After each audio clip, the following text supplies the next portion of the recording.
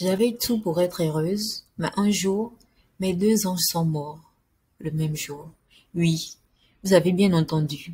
Ce que j'ai vécu, je ne le souhaite à personne, même pas à mon pire ennemi. Je m'appelle Anne, j'ai 29 ans, et je viens d'un quartier populaire à Bafoussam, dans l'ouest du Cameroun. Depuis que je suis petite, j'ai toujours rêvé d'avoir des enfants. Vous savez, ces moments qui prennent soin de leur poupée comme si c'était leur bébé. Eh bien, c'était moi. Après mes études, j'ai rencontré mon mari, Alain. On s'est mariés dans la joie, la famille, la musique makossa à fond, les danses traditionnelles, bref, c'était la fête. Tout le monde me disait, Anne, toi et Alain, vos enfants seront beaux comme des dieux.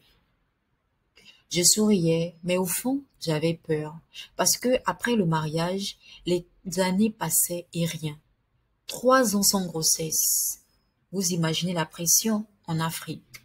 Les tantes te regardent comme si tu étais incomplète, les murmures dans ton dos. Je me souviens encore d'une phrase qui m'a marquée, celle d'une tante qui disait «Une femme sans enfant, c'est comme un arbre sans fruits». Cette phrase m'a détruite. J'ai pleuré. J'ai pleuré des nuits entières. Puis un jour, tout a changé. Je me sentais bizarre, fatiguée, nausée. Je me suis dit, et si... Et là, je cours à la pharmacie. Je prends un test. Je le fais. Et là, les deux traits apparaissent. Je crie. Je tombe à genoux. Je remercie Dieu. Mais attendez, ce n'est pas tout. Quand je vais à l'hôpital pour l'échographie, le médecin me dit, Madame, vous attendez des jumeaux. Je vous jure, j'ai cru que je rêvais. J'ai crié tellement fort que les infirmières sont venues en courant. Deux bébés, deux anges, après 3 ans de galère, Dieu m'en donnait deux, et pas un. Il m'en donnait deux d'un coup. J'étais la femme la plus heureuse du monde. Je sors de là, j'appelle Alain et je lui dis, chérie, devine quoi? Tu es enceinte? Je dis oui, mais pas d'un, mais deux. Il a crié au téléphone. Il a sauté, pleuré de joie. Ce jour-là, on a fait une fête à la maison. Ma famille, mes amis, tout le monde était là. On a chanté, on a dansé.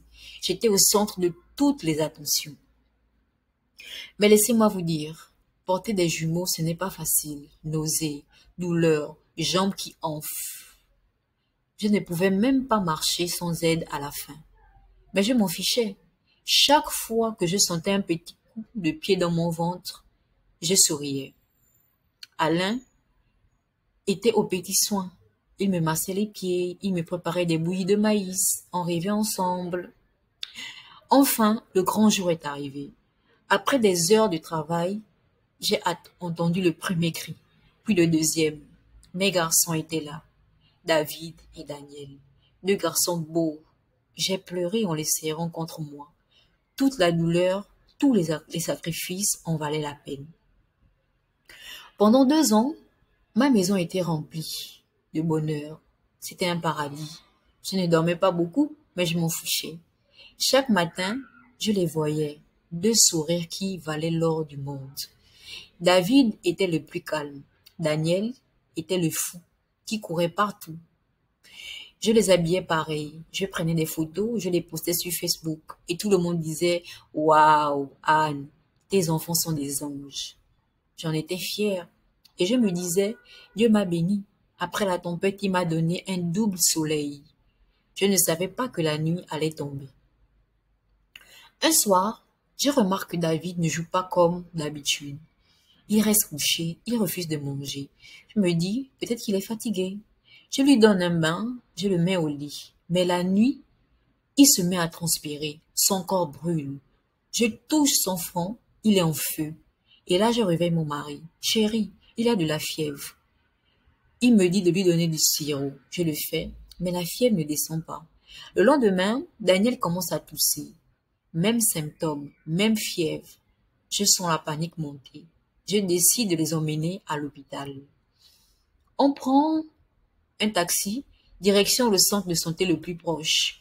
Le médecin regarde vite fait et dit, ce n'est rien, sûrement le palu, on va faire des tests. Ils font les tests, ils me disent que c'est positif. Ils donnent un traitement et me disent: rassurez-vous, madame, d'ici 3 jours, ça ira mieux. Je respire enfin, je rentre chez moi avec les médicaments confiante. Je ne savais pas que ce serait le début du cauchemar. Cette nuit-là, pendant que tout le monde dormait, quelque chose s'est passé. Quelque chose qui m'a brisé à jamais. Mais ça, je vous le dis tout à l'heure. Parce que ce qui m'est arrivé, c'est inimaginable. Cette nuit-là, j'ai entendu un cri et ma vie ne sera plus jamais la même. Si vous avez écouté jusque-là, vous savez déjà que mes jumeaux étaient malades et que je les avais emmenés à l'hôpital.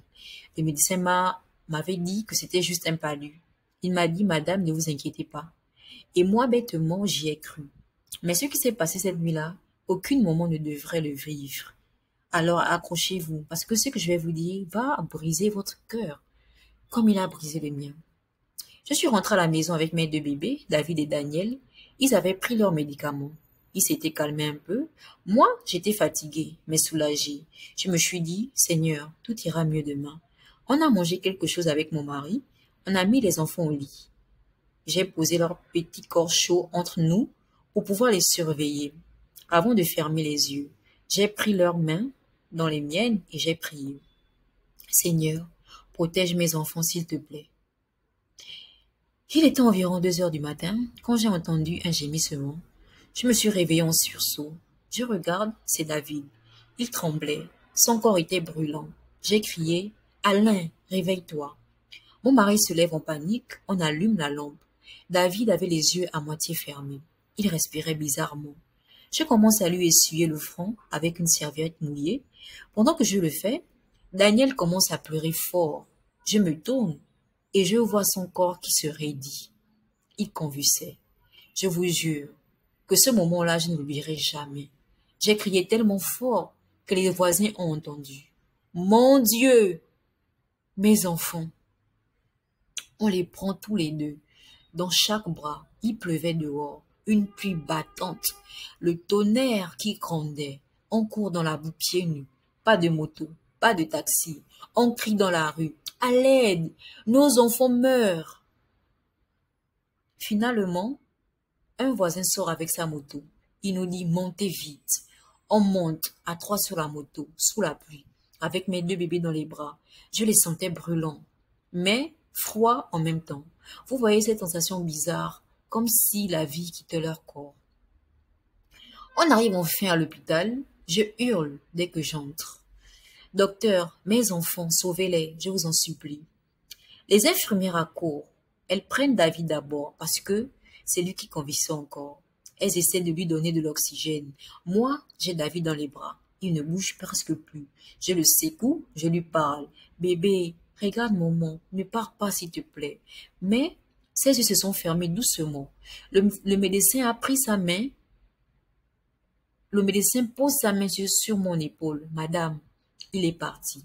Je vous jure, j'ai senti mon cœur se briser en 1000 morceaux. Je me suis mise à hurler, à pleurer, à frapper le sol. Je criais: non, non, Seigneur, pas mon enfant. Pendant que je pleurais sur David, j'entends l'infirmière crier: docteur, l'autre aussi. Je lève la tête et je vois Daniel allongé, inerte. Les deux, les deux étaient partis le même jour, à quelques minutes d'intervalle. Je ne peux même pas vous expliquer ce que j'ai ressenti. C'est comme si le monde s'était arrêté.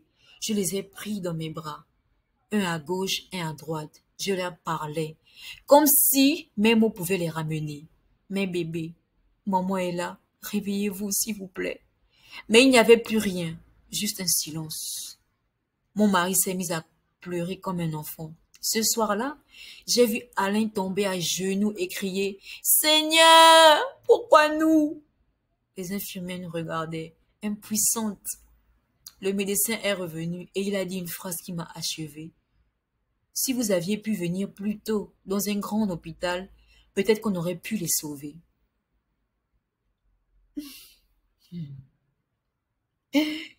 Plus tard, on apprendra que ce n'était pas un simple palu, c'était une infection grave qui avait attaqué leur sang. Le traitement qu'ils ont donné n'était pas suffisant. Si on avait eu l'argent pour aller à Douala ou à Yaoundé, peut-être qu'ils seraient encore là. Je me suis mise à me détester. Je me suis dit, si j'avais insisté pour les emmener plus loin, ils seraient vivants. Mais on n'avait pas les moyens. Vous savez ce qui me brise encore aujourd'hui?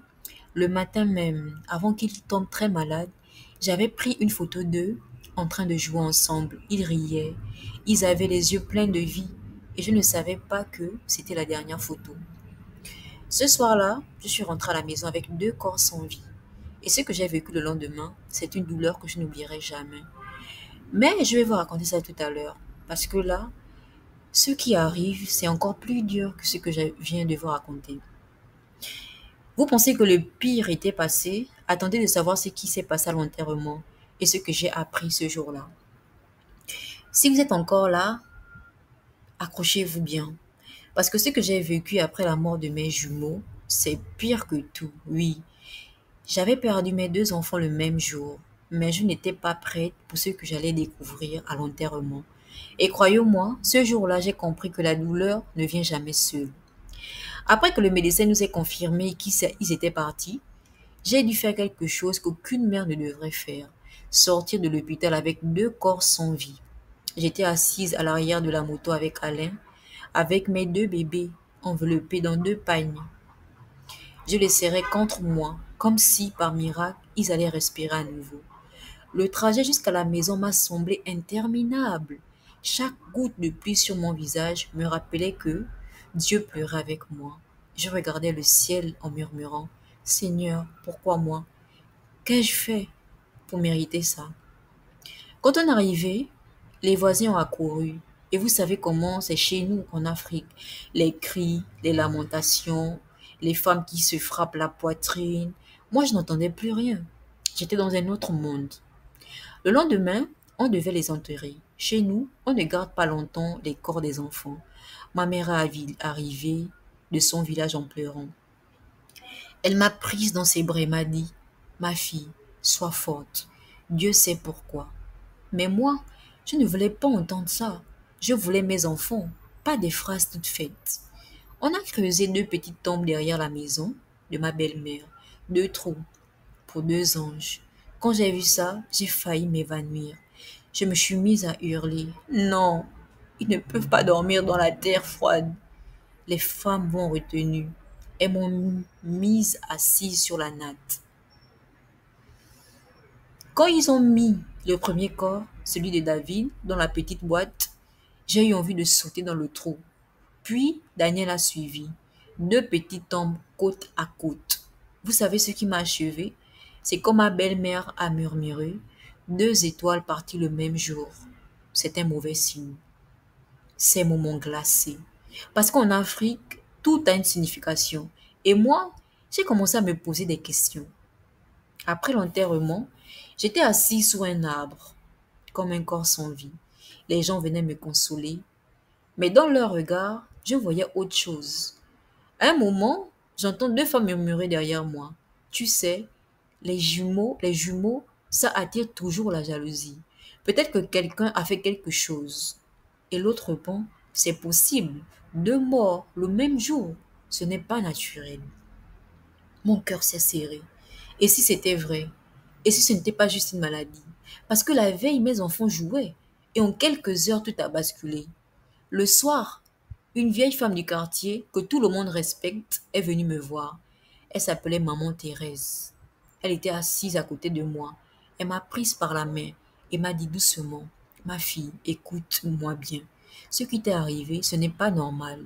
Deux enfants qui partent le même jour, ce n'est pas le palu. Tu dois ouvrir les yeux. Je la regarde et je lui dis, maman, qu'est-ce que vous voulez dire? Elle baisse la voix. Tes enfants étaient beaux. Ils attiraient les regards. Il y a des gens qui n'aiment pas voir la lumière. Méfie-toi, même tes proches. Ces moments glacés. Et là, des souvenirs sont remontés. Une voisine qui m'avait dit un jour en riant, Anne, tu provoques avec tes jumeaux. Tu nous provoques avec tes jumeaux là, hein. Tu crois que c'est tout le monde qui aime voir ça? À l'époque, j'avais ri. Mais ce soir-là, j'ai compris. Cette nuit-là, j'ai fait un rêve troublant. Je voyais mes deux bébés assis près d'une rivière qui me disait, Maman, ne pleure pas, on reviendra. Mais fais attention à celle qui sourit toujours avec toi. Je me suis réveillée en sueur, le cœur battant. Je n'ai pas dormi jusqu'au matin. Quelques jours plus tard, alors que j'essayais de reprendre des forces, ma belle-sœur est venue m'avouer quelque chose. Anne, je voulais te dire ça depuis le jour de l'enterrement. Mais j'ai surpris ta voisine chez un marabout il y a une semaine. Et devine quoi? Elle avait une photo de tes jumeaux. Mon sang s'est glacé. Je n'arrivais pas à y croire. Pourquoi? Pourquoi faire du mal à deux innocents? Par jalousie? Parce qu'ils étaient beaux?